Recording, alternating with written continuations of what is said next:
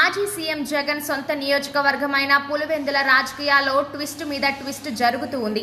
Pulivendula ZPTC ఉప ఎన్నికల సందర్భంగా హైటెన్షన్ వాతావరణం నెలకొంది.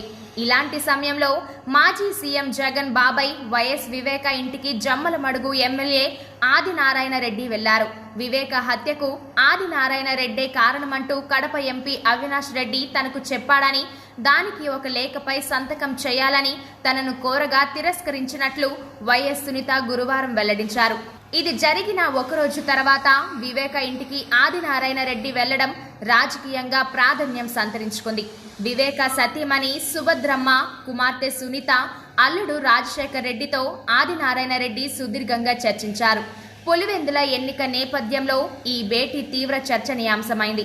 ఆ తర్వాత ఆదినారాయణ రెడ్డి మాట్లాడుతూ గత ప్రభుత్వంలో తనను అంతం చేయాలని ప్లాన్ చేశారని ఆరోపించారు. అంతేకాకుండా సంబంధం లేని వివేక కేసులో తనను ఇరికించే ప్రయత్నం చేశారని అన్నారు. వివేక హత్య మాజీ సీఎం జగన్ కు తెలిసే జరిగిందని ఎమ్మెల్యే ఆరోపించారు.